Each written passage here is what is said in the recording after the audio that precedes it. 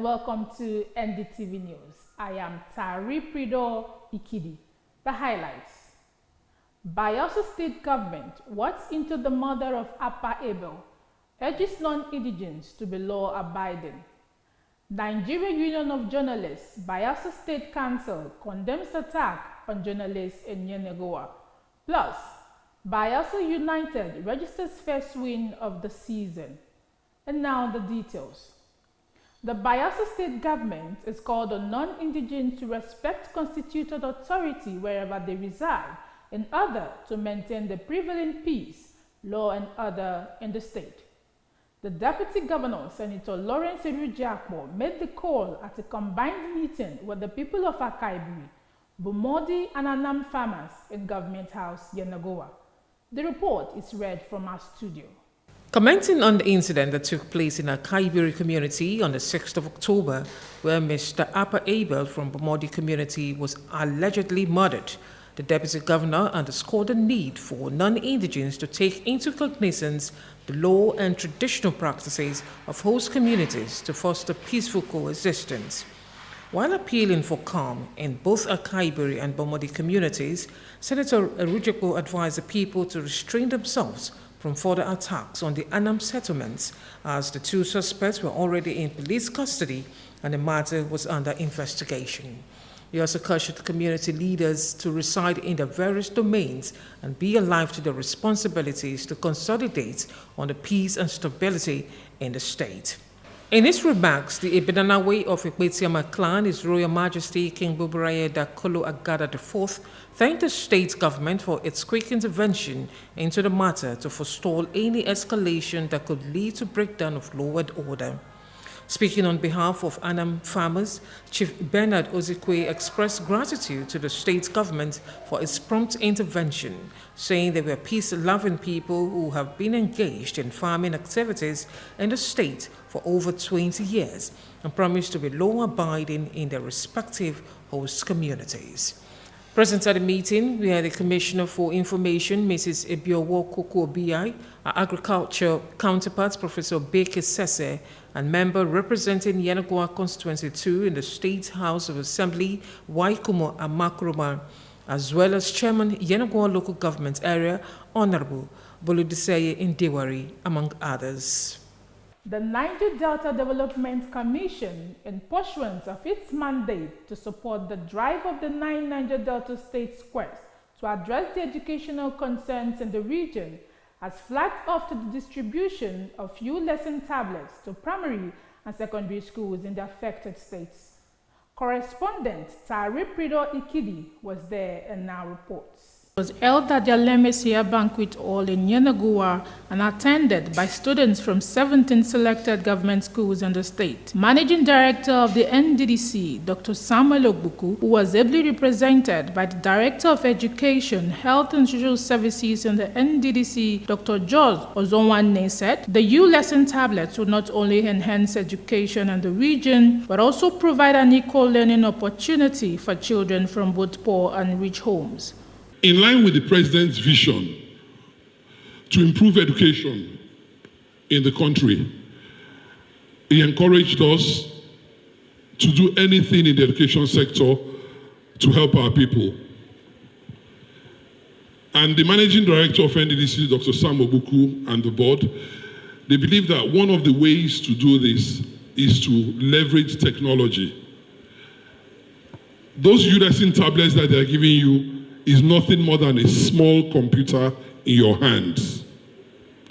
It has all your schoolwork that you do in class. CEO of the U-Lesson Group, Mr. Sims Sagaya, in his remarks stated that the agency's investment in U-Lesson is the biggest education investment in the whole of Africa. This is the first instance in which a government agency is standing as a middleman between U-Lesson and the average person. Something so powerful as a U-lesson tablet should not only be used by the elite, it should be used by everybody. This is the largest intervention of its kind in education technology. Many countries have done this, but this is the largest of its kind in the history of the continent of sub-Saharan Africa. Beneficiaries of the project bared their minds. I will appreciate him, and it will help me to develop my education skills and other particular things I need in life. In terms of educational development, they have made some sacrifices, and I pray that God will bless them, that effort should not be in vain, and let the students in the schools make use of this U-Lesson program. High point of the occasion was the commissioning and distribution of the U-Lesson tablets to beneficiaries. And with the glory of God, I pray that these U-Lesson tablets will be used to improve your knowledge and to improve the educational capacity of the Niger Delta region. In Jesus' name. A total of 12,000 U-Lesson tablets and textbooks will be distributed to students in the 9 Niger Delta states to ease learning and ensure that the Niger Delta youth can compete on an equal footing with their peers globally. Tariprido Ikidi reporting for NDTV News. The Bayelsa State Council of the Nigeria Union of Journalists, NUJ, has condemned the attack on journalists who were on official duty covering a press briefing in Yenagoa by suspected Ayatollahs. The press briefing, which was organized by the Sagbama Local Government Chapter of the All Progressive Congress, APC, was what invaded by hoodlums where some journalists escaped death, and in the process, some of them sustained various degrees of injuries as the hoodlums destroyed chairs while eating those present at the event with rods. The union, in a statement signed by the council chairman, Comrade Samuel Numenengi, and secretary, Comrade Ikio Ipigansi, described the unfortunate event as callous and barbaric and an attempt to prevent journalists from carrying out their legitimate duties to inform the public. The statement called on security agents to investigate and fish out those involved in the ugly act for prosecution to serve as deterrent to others. The statement urged politicians to always play by the rules to avoid this type of scenario. The statement sympathizes with those injured, especially members of the union, and wished them quick recovery. Bayelsans have continued to groan over the incessant increase in the price of premium motor spirits following the removal of subsidy last year. Some respondents who spoke with NDTV News in Yenagoa shared some of the challenging experiences they are facing under the new subsidy regime.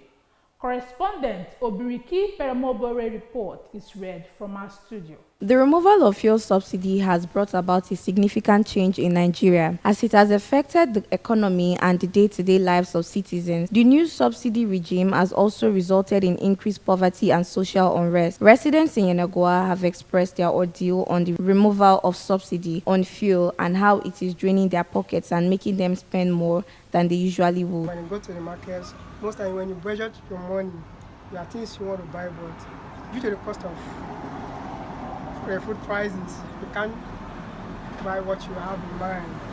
So I think it's really affecting everyone. That's what you have to say. While others are against the removal, some say they do not think it is a bad idea. Frankly speaking, fuel subsidy is good, but they must have put things in place before the fuel subsidy, removal of the fuel subsidy. So that is, they could have put all these refineries in order, both the private and the government refineries in order before removing the fuel subsidy. It is important that the government gives listening ears to its citizens concerning the issues and bring about a lasting solution to help reduce the hardship. NDTV News. In a similar vein, Nigerians have expressed frustration over the high cost of living in the country. In Yenagoa, residents not only lamented the high cost of foodstuff, but also increasing fuel price, which has led to a spike in cost of transportation. Speaking with NDTV News, some residents called on the state government to set up a price control board to check the prices of commodities. Correspondent Perere Okorodo has the details. The rising cost of living in the state has made it difficult for many families to afford basic necessities like food and shelter.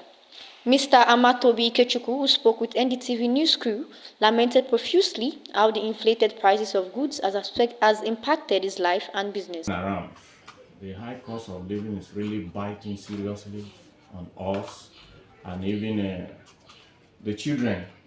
they can no longer feed well as like before. Sometimes 1, 2 square meals. The transportation also is the worst, worsening the whole situation because you have to pay for the transport of the children, pay for your own transport, pay for the food.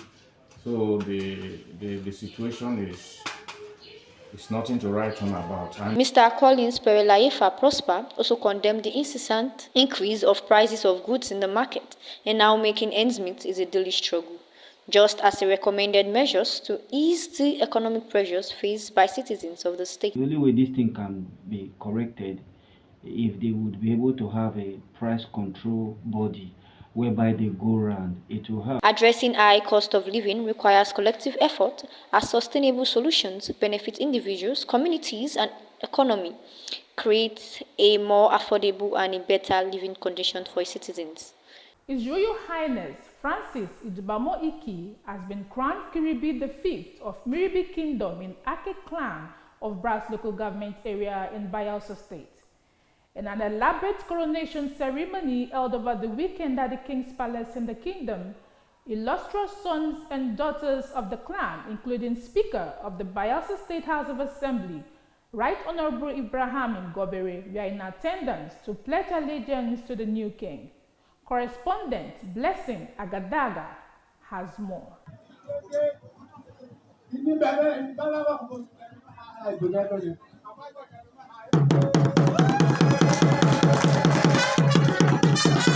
That was His Royal Highness Francis Idubamo Iki being crowned Kenibie V of Minibie by the oldest man in the kingdom, Chief Dennis Enoch Barahaga, after he was escorted by the Minibie Council of Chiefs.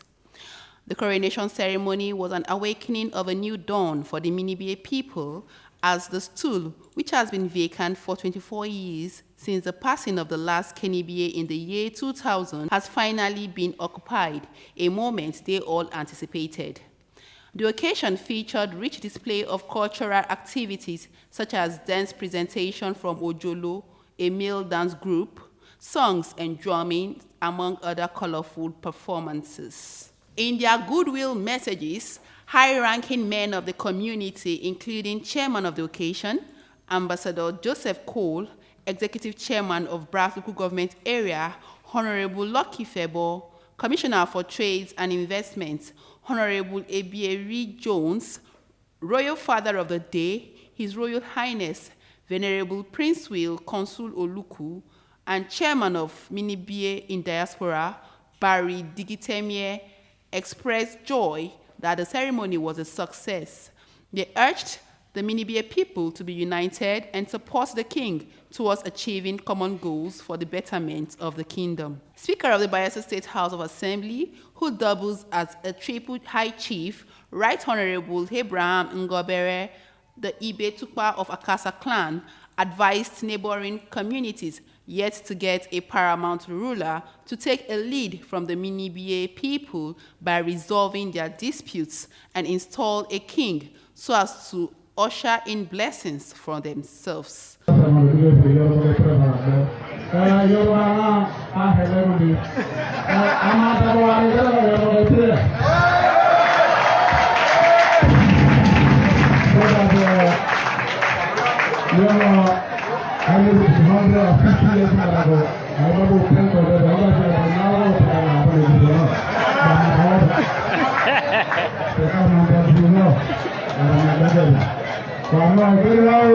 The celebration concluded with a Thanksgiving service at the St. Jude's Anglican Church in Minibie.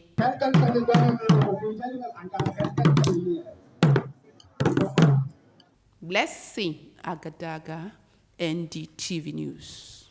Following warnings by the Nigerian Hydrological Service Agency regarding imminent flooding, the Bayelsa State Directorate of Flood and Erosion Control has commenced an extensive dredging exercise in flood-prone areas within Yenagoa, the Bayelsa State capital, and surrounding communities. If you're just joining us, you're watching Niger Delta Television News. Still to come in the news, Bayelsa United registered first win of the season.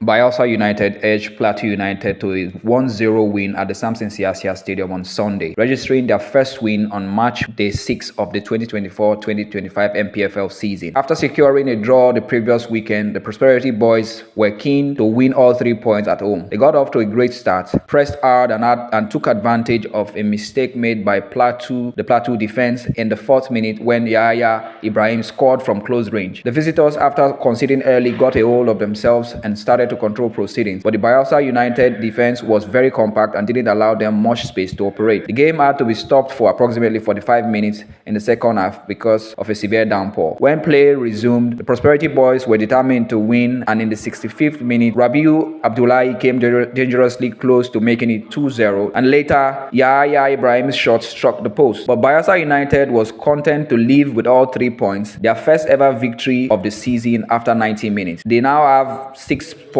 and have moved to 15th on the league table. I am Ayemi Miene for NDTV Sports. On the entertainment scene, Netflix announces the second edition of Lights Camera Naija, set to debut this November in Lagos. The exclusive event is to celebrate Nollywood's legends.